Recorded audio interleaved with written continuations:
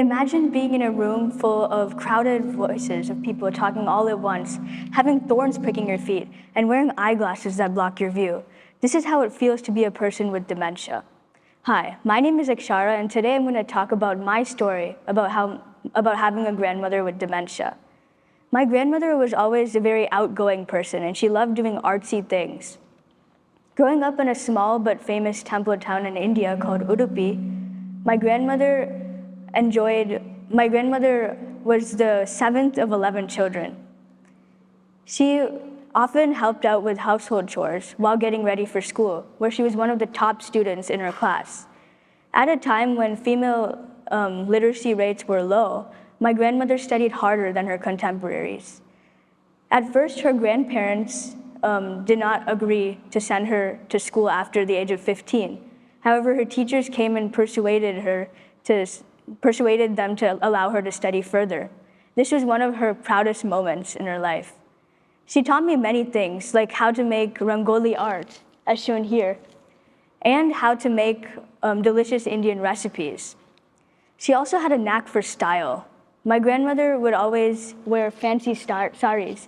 Here's a picture of her with my grandfather back many years ago. Growing up, my grandparents would come to the United States very often over the years, and my brother and I really enjoyed having their company. My grandmother would always wear this welcoming smile that would welcome her friends' hearts, that would win their friends' hearts. It was one time we were in the Boston airport, almost getting delayed for our flight, when my grandmother had started talking to a woman next to her. By the time we actually got inside our flight, my grandmother already made a friend and was sad to say goodbye. I was born and brought up in Chicago, and I loved my time there. I lived there for around 10 years, except in 2016, my parents decided that we would move to Atlanta. And my grandparents said that they would be able to help. Thankfully, the move went really smoothly, thanks to their help. They helped with organizing and packing the materials, and then tracking them at our destination. However, the most memorable part of this visit of theirs was when we were driving down to Atlanta.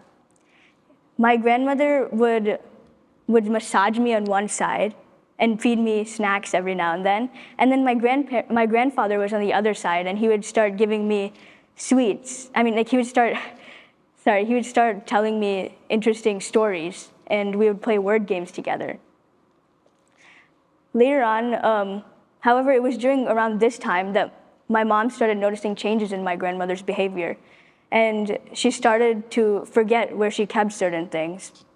It first started with that. However, the rest of us just thought it was old age-related degradation, and we didn't think further about it. As time went on, we started to realize that she did this more often, so we decided to get her checked up. In 2018, we found that she was diagnosed with frontotemporal dementia. I was 12 years old during this time, and we all were so shocked.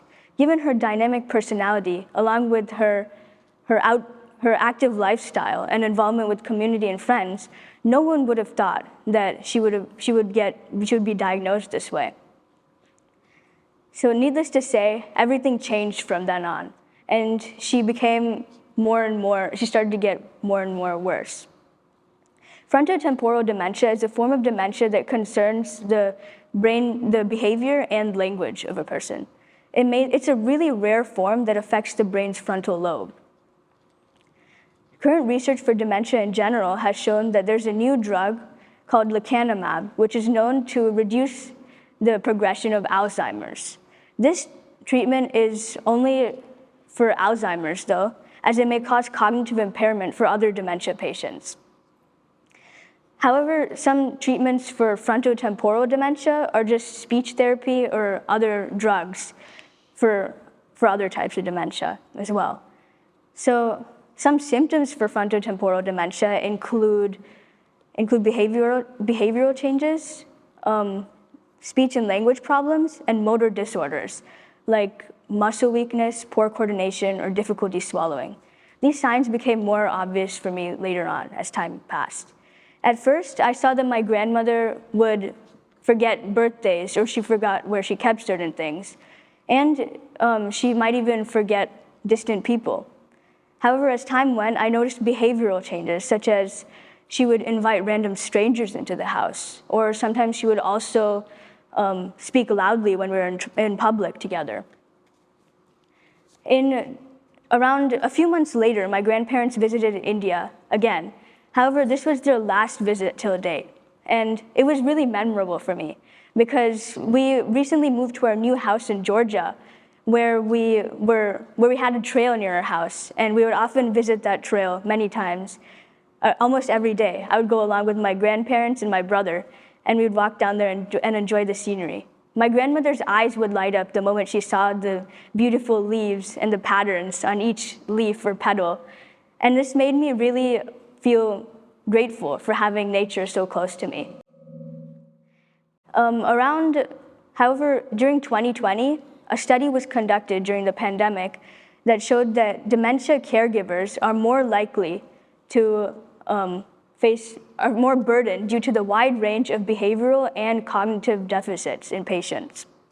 They found that, so my grandfather, for example, he is 80 years old and he's my grandmother's prime caregiver.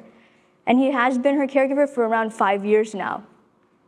They've been, so my grandmother really enjoys singing, and she always would brag to us that she would be able to recognize and sing an entire song by just listening to the first few beats at the beginning. So this passion still continues today.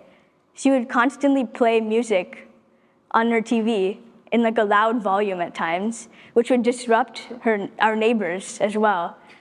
And we would often get complaints because of that too.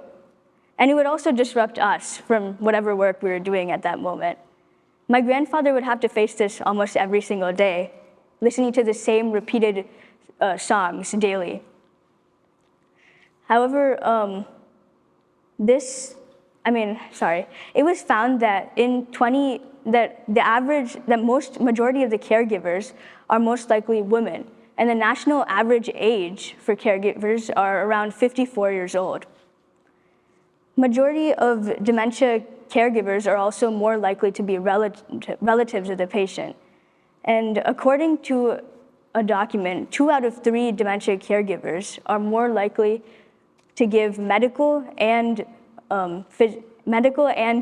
nursing treatment for their patient. Nearly half of dementia caregivers are more likely to say that their job is emotionally stressful, and 3 in 10 of these caregivers say that their job is physically straining for them. So ultimately, their physical and emotional, this terribly impacts their health due to the physical and emotional stress that they have. And 4 in 10 of these dementia caregivers say that their health is good or average, which is statistically lower than the average non-dementia caregiver. So rewinding back to the pandemic, my grandmother would constantly have to go through, my grandmother would stay indoors, and the only person she would have next to her was my grandfather most of the time. So she had this constant dependence on my grandfather. She would only go wherever he went, and she would only do things that he told her to do. And we also realized that during this time, she started to talk less and less. When we would often video call her and ask her how she's doing, except she cuts the conversation short by only saying like, "Hi, when are you coming to India?" and then bye, that's all. Before she got dementia, she loved drinking coffee, and she had this habit of continuously drinking like around 2 cups of coffee a day.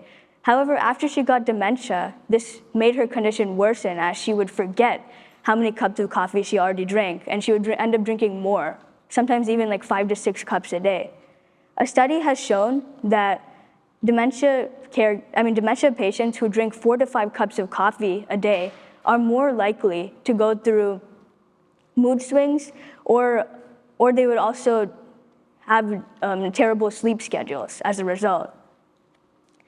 My grandfather was also terribly impacted by this.